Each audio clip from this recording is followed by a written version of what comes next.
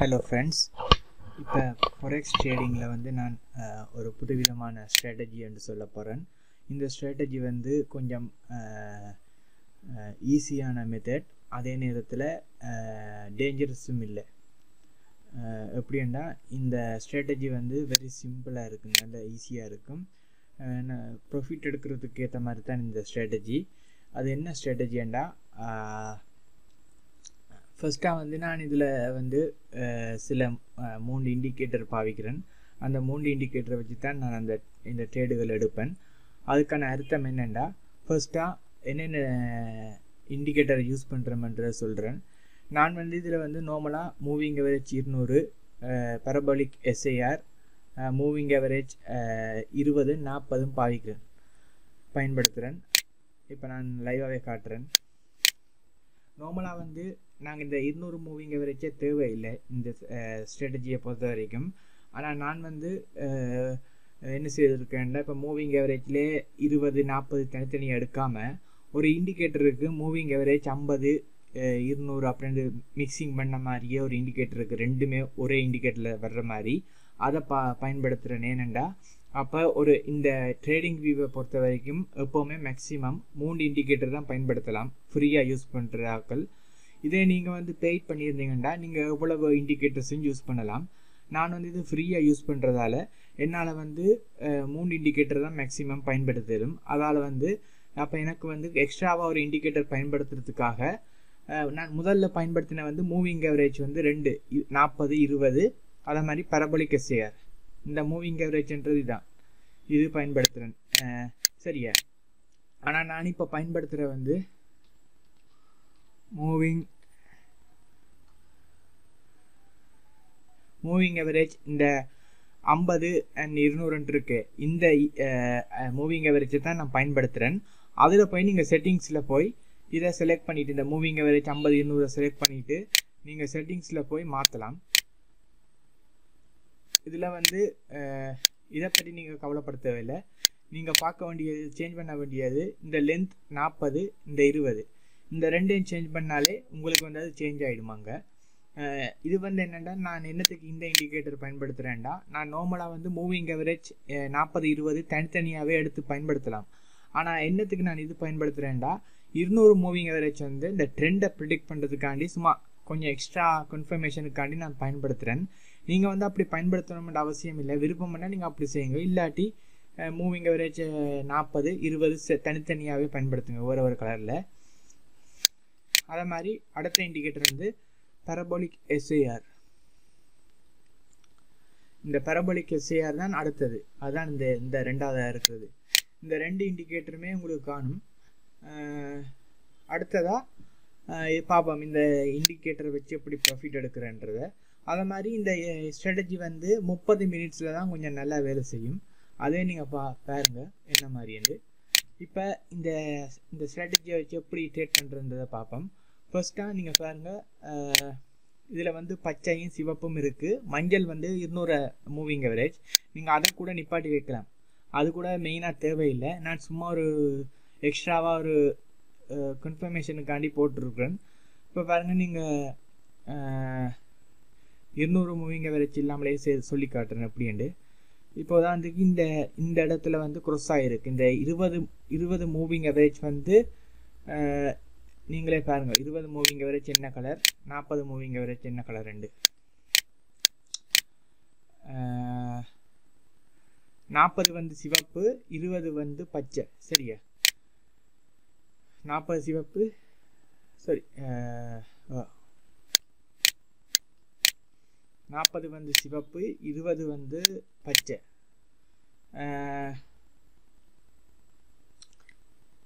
இப்போ நல்லா தெரியும். எப்போ இந்த 20 மூவிங் அவரேஜ் 40 மூவிங்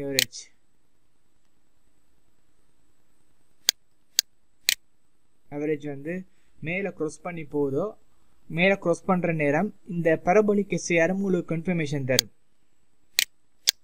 இந்த பரபோலிக் எஸ்ஐஆரும் உங்களுக்கு கன்ஃபர்மேஷன் தரும். அந்த கன்ஃபர்மேஷன் வந்து இது க்ராஸ் ஆகினா பிறகு உங்களுக்கு பரபோலிக் எஸ்ஐஆர்லேயும் கன்ஃபர்மேஷன் தரும் 30 மினிட்ஸில். அப்போ நீங்கள் என்ன செய்யணும்னா ஆர்டரை ப்ளேஸ் பண்ணணும். இன்னொன்று, இப்போ இது க்ளோஸ் மேலே க்ளோஸ் ஆகிருக்கேன்டா இப்போ வந்து பையிங்க்கு தான் நீங்கள் ஆர்டர் போடணும். பையிங்கண்டா பையிங்க்கு இப்போ வாய்ப்பு இருக்கா, பையிங் மட்டும்தான் போகணும். இப்போ உதாரணத்துக்கு பாருங்கள், இங்கேருந்து நீங்கள் சரி இதில் ஒரு ஆர்டரை ப்ளேஸ் பண்ணியிருந்தா கூட இங்கேருந்து கால்குலேட் பண்ணுங்கள். எப்படின்னா இந்த ஆர்டர் வந்து ப்ளேஸ் பண்ணினா பிறகு எப்போ டேக் ப்ராஃபிட் நாங்கள் செலக்ட் பண்ணணுமெண்டா அடுத்த பரபோலிக் எஸ்ஏஆர் எப்போ ஃபார்ம் ஆகுதோ அப்போ தான் நாங்கள் எடுக்கணும். இப்போ பாருங்க, அடுத்த பரபோலிக் எஸ்ஏஆர் வந்து இங்கே ஃபார்ம் ஆகிருக்கு. சரியா, கிட்டத்தட்ட 70 பிப்பு கிட்ட ப்ராஃபிட் வந்துருக்கு. எப்போ அடுத்த பரபோலிக் எஸ்ஏஆர் ஃபார்ம் ஆக தொடங்குதோ அந்த நேரத்தில் நீங்கள் ஆர்டரை க்ளோஸ் பண்ணிடணும். க்ளோஸ் பண்ணிவிட்டு அதுக்கு அடுத்ததாக பாருங்கள், இப்போ வந்து திருப்பி இன்னொரு பரபோலிக் எஸ்ஏஆர் காட்டியிருக்கு கீழே போகிற மாதிரி. இந்த ஆர்டரை எடுக்கக்கூடாது. ஏனெண்டா இந்த ஸ்ட்ராட்டஜியை பொறுத்த வரைக்கும் இதை க்ரொஸ்ஸாகி இந்த பச்சையை க்ரொஸ்ஸாகி சிவப்பு மேலே போயிட்டேன்டா எப்போ பையிங்க்கு வாய்ப்பு இருக்கோ பையிங்க்கு மட்டும்தான் எடுக்கணும், செல்லிங்க்கு போகவே கூடாது. அதே மாதிரி இதை நீங்கள் விட்டுறணும் இந்த ஆர்டரை. அதுக்கடுத்த பாருங்கள், இங்கேருந்து கீழே இறங்கி அடுத்த பரபோலிக் எஸ்ஏஆர் ஃபார்ம் ஆகிருக்கு கீழே. அப்போ பையிங்க்கு ரெடி ஆகிடுது சிக்னல். இதுலேருந்து நீங்கள் பாருங்கள், இங்கேருந்து எடுக்க தொடங்கினா கூட இங்கேருந்து பாருங்கள் இங்கே மட்டும் வந்துருக்கு. ஏன் இங்கே க்ளோஸ் பண்ணியிருக்கேன்டா இங்கே ஒரு பரபோலிக் எஸ்ஏஆர் ஓப்பன் ஆகிருக்கு. இப்போ இது வந்து ரெண்டு டொட்டான் வந்துருக்கு பரபோலிக் எஸ்ஏஆர். எவ்வளோ பிப்புன்னு பார்ப்போம் இதுக்கு ப்ராஃபிட்.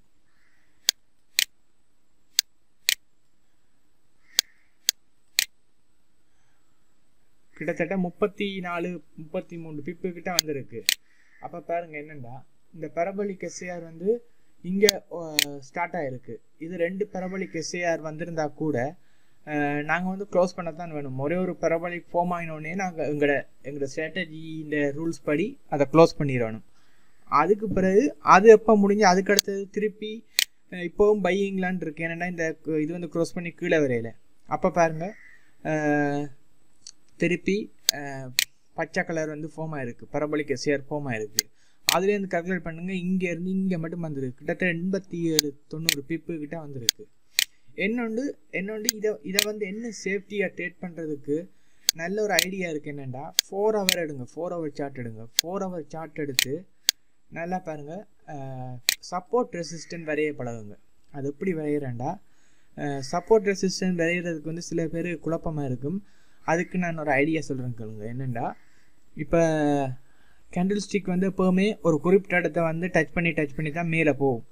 பாருங்கள், இங்கேருந்து வந்த கேண்டில் ஸ்டிக் எல்லாமே இந்த இடத்துல வந்து இந்த சப்போர்ட்டில் வந்து டச் பண்ணி மேலே போயிருக்கு. திருப்பியும் பாருங்கள், திருப்பி இந்த சப்போர்ட்டை ரெஸ்பெக்ட் பண்ணி மேலே போயிருக்கு. இப்படி மல்டிபிள் திறக்கம் ஒரு இடத்த வந்து சப்போர்ட் ஒரு இடத்துல டச் பண்ணி போகுதுன்னா அது ஒரு ஸ்ட்ராங்கான இடம்னு சொல்லி அதை சப்போர்ட்டாக வரையணும். அதுக்கடுத்தது இது வந்து ரெசிஸ்டன்ட் எடுத்துருக்கோம், இது சப்போர்ட்டாக இது ரெசிஸ்டன்ட். பாருங்கள், இந்த இடத்துல வந்து ஒரு டச் பண்ணி கீழே வந்துருக்கு, இப்போ திருப்பி மேலே இங்கே டச் பண்ணி திருப்பி கீழே வந்துருக்கு, இப்போ இங்கே டச் பண்ணி கீழே வந்துருக்கு, இங்கே டச் பண்ணி கீழே வந்துருக்கு, இங்கே டச் பண்ணி அதுக்கு பிறகு மேலே போயிருக்கு. சரியா, அதுக்கடுத்ததாக பாருங்கள், இப்போ இது இந்த ரெசிஸ்டண்ட்டுக்கு மேலே போச்சேன்னா அதை சப்போர்ட் ஆக்கிடணும். அது பிறகு பாருங்கள், இங்கேருந்து போன கேண்டில் ஸ்டிக் இங்கே போய் இங்கே வந்து டச் பண்ணி திருப்பி இங்கே ரிட்டர்ன் ஆகிருக்கு. சில நேரங்களில் வந்து என்ன செய்வாங்கண்டா, இந்த ட்ரேடிங்கை பொறுத்த வரைக்கும் பேங்க் வந்து எங்களை ஏமாத்துறதுக்காக இதுக்கு பேர் ஃபேக் பிரேக் அவுட்னு சொல்லுவாங்க. அப்படின்னா நாங்கள் குறிப்பிட்ட அளவு தான் சப்போர்ட் ரெசிஸ்டன்ட் வரைஞ்சிருப்போம், அதான் சரியானதாக இருக்கும்.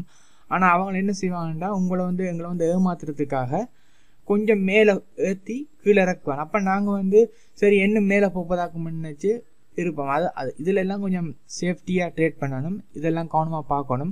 சில நேரங்களில் நியூஸ் வந்துருக்கலாம், நியூஸ் வந்து கூட மேலே போய் திருப்பி ரிட்டர்ன் ஆகிருக்கலாம். அப்படி ஒரு காரணங்களாலேயும் இப்படி ஃபேக் பிரேக் அவுட்ஸ் நடக்கும். ஃபேக் பிரேக் அவுட்ஸ் வந்து காரணங்களாலேயும் நடக்கும், அப்படியும் நடக்கலாம். சில நேரத்தில் வேணுமெண்டே பேங்க்ஸ் வந்து எல்லோரும் பேங்க்ஸ் என்ன செய்வாங்க, இதில் செல்லிங் நடக்க போகுதுன்னு சொல்லி செல் ஆர்டர் போட்டு ஸ்டாப் லாஸ் இங்கே போட்டுருப்பான். அந்த நேரத்தில் ஸ்டாப் லாஸ் எடுக்கிறதுக்காக மேலே ஏற்றி கீழே இறக்குவான். அந்த மாதிரிலாம் நடக்கும். என்னோட பாருங்கள், அதுக்கடுத்த பாருங்கள், இதில் வந்து ஒரு சப்போர்ட், ஸ்ட்ராங் சப்போர்ட், இங்கே ஒரு டச், இங்கே ஒரு டச், இங்கே ஒரு டச், அதுக்கடுத்தது இங்கேயும் ஒரு டச் வந்துருக்கு, 2-3 டச். ஆனால் இது ஸ்ட்ராங்காக எடுக்கல அது. அப்போ இது வந்து 2-3 டச் வந்துருக்கு. அப்போ இது ஒரு சப்போர்ட்டாக எடுக்கலாம். அதுக்கடுத்த பாருங்கள், மேலே வந்து இது ஒரு டச், இது ஒரு டச், இது ஒரு டச், இது ஒரு டச், இது கொஞ்சம் கீழே வந்திருக்கு. நான் உங்களுக்கு முதல்ல சொன்ன மாதிரி இது ஃபேக் பிரேக் அவுட் பாருங்கள். இந்த இடத்துல வந்து ரிட்டர்ன் ஆகிட்டு மார்க்கெட். இதோட டச் இப்போ வந்து இதோட இது எடுக்கல. அது இனி இப்போ இங்கே வந்து இருக்குது செல்லிங்க்கு ஒரு இது. அதை நீங்கள் வந்து டச் பண்ணி மேலே போகிறதுக்கான வாய்ப்பு இருக்குன்னு நினைக்கிறேன். ஏண்டா இது வந்து 4 ஹவரில் வந்து பாருங்கள் க்ரோஸ் ஆகிட்டா. ஆனால் இதை வந்து நான் 4 ஹவரில் வந்து இந்த ஸ்ட்ராட்டஜியை பயன்படுத்துகிறேன். ஏன்டா இது நாங்கள் அவ்வளோத்துக்கு கன்ஃபர்மேஷன் கொடுக்கல. அது இது வந்து கூடுதலாக ஸ்கேல்பிங் மாதிரி பயன்படுத்துறதுக்கு நல்லா இருக்கும். இந்த மாதிரி நீங்கள் சப்போர்ட் ரெசிஸ்டண்ட்டை வரைஞ்சி வச்சுட்டு நீங்கள் 30 மினிட்ஸ் எடுத்தால் உங்களுக்கு இன்னும் ஈஸியாக இருக்கும். இன்னுமே உங்களுக்கு வந்து ட்ரேட் பண்ணுறதுக்கு வந்து நல்ல சேஃப்டியோடு நாங்கள் ட்ரேட் பண்ணலாம். ஏனெண்டா இந்த ட்ரேடிங்கை பொறுத்த வரைக்கும் எப்போவுமே ஒரு கன்ஃபர்மேஷனோட ட்ரேட் பண்ணுறது வந்து எப்போவுமே நல்லது.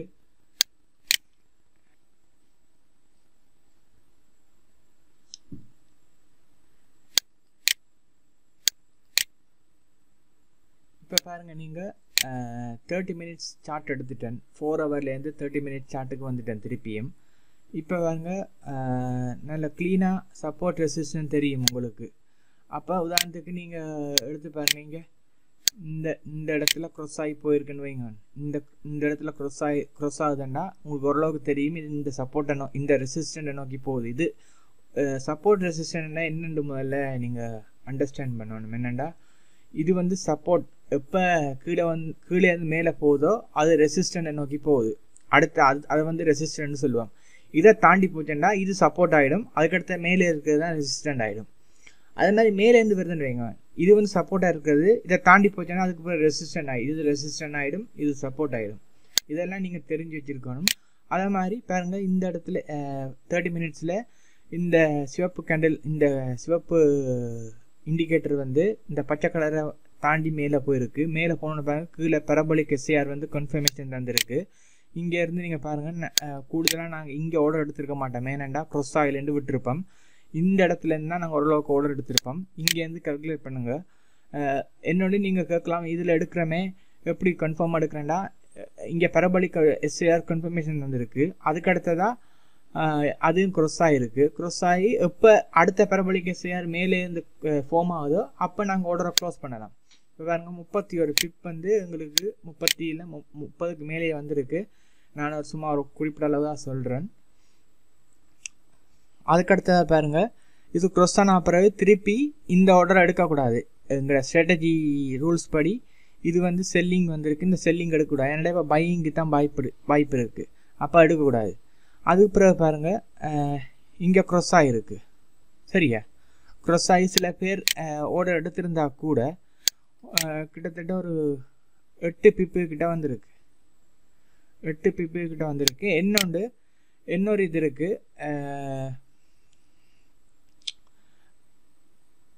8 பிப் வந்திருக்கு. சில பேர் வந்து 8 பிப்பு கிட்ட வந்திருக்கு. சரியா, இது கூட லொஸ்ட் வராது உங்களுக்கு. க்ராஸ் ஆகினா கூட இங்கே பாருங்க, இதை க்ராஸ் ஆகினோடனே செல்லிங் வந்திருக்கு. செல்லிங் வந்ததால் வந்து நீங்கள் ஆர்டர் ப்ளேஸ் பண்ணியிருப்பீங்க. அப்படியும் பரபோலிக் எஸ்ஏஆர் இங்கே காட்டுது. அப்போ நீங்கள் ஆர்டர் ப்ளேஸ் பண்ணியிருந்தா ஒரு 8 பிப் 9 பிப் வந்திருக்கு. இன்னொன்று, இந்த மாதிரி காரணங்களுக்காகத்தான் நான் என்ன செய்கிறேன்டா, இந்த மூவிங் ஆவரேஜ் 200 பயன்படுத்துகிறேன். ஏன் இந்த மூவிங் ஆவரேஜ் 200 பயன்படுத்தணும்டா, இந்த மூவிங் ஆவரேஜ் 200 எங்களுக்கு ட்ரெண்ட் ஓரளவுக்கு சொல்லுவான். உதாரணத்துக்கு இந்த மூவிங் ஆவரேஜில் மூவிங் ஆவரேஜ் கீழே இண்டிகேட்டர்ஸ் போகுதுண்டா அது செல்லிங் ட்ரெண்டுக்கு தான் கூடுதலான வாய்ப்பு இருக்குன்ற அர்த்தம். அதே மாதிரி இந்த 200 மூவிங் ஆவரேஜை தாண்டி மேலே போய்கொண்டிருக்கேன்டா எப்போவுமே பையிங்க்கு தான் கொஞ்சம் கூடுதலான வாய்ப்பு இருக்குன்ற அர்த்தம். அதான் இது. அதோட இந்த இண்டிகேட்டரையும் வச்சு பயன்படுத்தணும். இப்போ பாருங்கள், இந்த இடத்துல பாருங்கள், செல்லிங்க்கு வாய்ப்பு இருந்தபடியாக ஓரளவுக்கு பரவாயில்லை. இதை தாண்டி மேலே போயிருக்கு. இது வந்து எங்களுக்கு கொஞ்சம் குழப்பத்தை தருந்தான். இதை மெயினாக நாங்கள் எடுக்கக்கூடாது. சும்மா ஒரு சேஃப்டிக்கு நான் ஒரு 200 மூவிங் எக்ஸ்ட்ரா ஒரு இண்டிகேட்டர் பாவிச்சோம்னா எங்களுக்கு நல்லதுன்னு தான் நான் எக்ஸ்ட்ராவாக பயன்படுத்துகிறேன். அது மாதிரி பாருங்கள், இங்கேருந்து இந்த இடத்துல அப்படியும் க்ராஸ் ஆகி போயிருக்கு. இந்த இடத்துல க்ராஸ் ஆகினா தான் இங்கேயே பரபோலிக் எஸ்ஏஆர் வந்தால் கூட இதுக்கு இது இங்கே தான் க்ராஸ் ஆகிருக்கு இந்த இண்டிகேட்டர். இங்கேருந்து கால்குலேட் பண்ணுங்கள், இங்கேருந்து இங்கே எவ்வளோ வந்திருக்கு, கிட்டத்தட்ட 73 பிப் வந்திருக்கு. இந்த மாதிரி நீங்கள் ஒழுங்கான ட்ரேடுகள் எடுத்தால் ப்ராஃபிட் எடுக்கலாம். அதே மாதிரி நான் டெமோவில் பண்ணி பார்த்து எனக்கு நல்ல ரிசல்ட்ஸ் தான் தந்திருக்கு. அதை நீங்கள் உங்களுக்கு நான் காட்டுறேன் என்ன மாதிரின்றதை. அதை மாதிரி சில நேரங்களில் ஸ்டாப் லாஸ் அடிக்கலாம். ஏனெண்டா காரணம் என்னென்னா இங்கே ஃபொரெக்ஸ் ஃபேக்ட்ரியில் நியூஸ் வரலாம். உதாரணத்துக்கு ஃபொரெக்ஸ் ஃபேக்ட்ரியில் நீங்கள் போனீங்கன்னா எல்லாருக்கும் தெரியும், ட்ரேடிங் பண்ணுற எல்லாருக்குமே தெரியும். High impact news, low impact news, medium impact news, இந்த 3 நியூஸுமே வந்துட்டு இருக்கும். ஒவ்வொரு நியூஸும் ஒவ்வொரு தாக்கத்தை ஏற்படுத்தும் ரிலீஸ் ஆகிற நேரம், அது ரிலீஸ் ஆகிற ரிசல்ட்ஸை பொறுத்து. அதை நாங்கள் கவனமாக பார்க்கணும். அதே மாதிரி investing.comல போனோம்ல, investing.comல டெய்லி எஃபெக்ட்ஸ் வேறு எக்கச்சக்கமான ஃபாரெக்ஸ் நியூஸ் ரிலீஸ் ஆகிற எக்கச்சக்கமான வெப்சைட்டுகள் இருக்குது. அந்த வெப்சைட்லேயும் போய் நாங்கள் பார்க்கலாம். இன்னொன்று இதில் வர நியூஸ்கள் எப்போவுமே கொஞ்சம் ஆபத்தானது. இதை நீங்கள் கவனமாக பார்க்கணும். ஏனெண்டா இதில் வர நியூஸுகளும் சரியான வழியை காட்டும் உங்களுக்கு ட்ரேட் பண்ணுறதுக்கான வழிகளை. இப்போ உதாரணத்துக்கு ஜிபிபி யூஎஸ்டி வந்து பையிங்கு போகிற மாதிரி ஏதோ வந்திருக்கு. ஏனெண்டா பிரெக்சிட் யூகேயில் வந்து யூகே யூரோப்புக்கும் இந்த பிரெக்சிட் நடக்கிற பற்றி திருப்பியும் ஏதோ வந்திருக்குன்னு சொல்லி நியூஸ் வந்திருக்கு. இதால் வந்து ஜிபிபி பேருக்கு வந்து கொஞ்சம் நல்லா இருக்க மாதிரி சொல்லியிருக்காங்க. அப்படி ஒன்றும் ஒவ்வொரு நியூஸ் வந்திருக்குமோ அதை பார்த்து நீங்கள் ட்ரேட் பண்ணாலே கிட்டத்தட்ட லோஸ்ட்டுகளை தவிர்க்கலாம். மெயினாக நான் தொடக்க காலங்கள் எல்லாம் மிஸ்டேக் வர்றது இதுதான். இங்கே நியூஸே பார்க்க மாட்டோம், ஆனால் நாங்கள் அங்கே ட்ரேட் பண்ணுவோம். எல்லாத்தையும் பார்த்து இண்டிகேட்டரை பார்த்து கடைசியில் லொஸ்ட் ஆகிடும். நாங்கள் எப்போவுமே ஏதோ இண்டிகேட்டர் எங்களை ஏமாத்துதுண்டு. ஆனால் அதுக்கு பிறகு தான் தெரியும் இண்டிகேட்டர் ஏமாத்தாது, இந்த இதில் இருக்கிற நியூஸுகள் தான் எங்களை வந்து லொஸ்ட் அடைய வச்சுருக்கும். அதில் இது எல்லாத்தையும் நாங்கள் பார்த்து ட்ரேட் பண்ணினாலே எங்களுக்கு எக்கச்சக்கமான ப்ராஃபிட் சிம்பிளாக வரும். அதே மாதிரி எந்த நேரம் ட்ரேட் எடுக்கக்கூடாது. ஒரு நாளைக்கு ஒரு குறிப்பிட்ட அளவு டார்கெட் வச்சு அந்த டார்கெட் ப்ராஃபிட் எடுத்துட்டோம்னா அதுக்கு பிறகு விட்டுறணும். டார்கெட்டுன்னா அப்படி இல்லை, ஒரு நாளைக்கு ஒரு 2-3 ட்ரேட் ப்ராஃபிட்டாக வந்தால் அதோட விட்டுட்டு போயிடணும். அதான் ட்ரேடிங் ரூல்ஸ். நீங்கள் தொடர்ச்சியாக ஆர்டர்ஸை போட்டுக்கொண்டே இருந்தால் கடைசியில் லொஸ்ட்டுக்கு தான் கொண்டு போய்விடும். ஏதாவது டவுட் இருந்தால் கேளுங்க.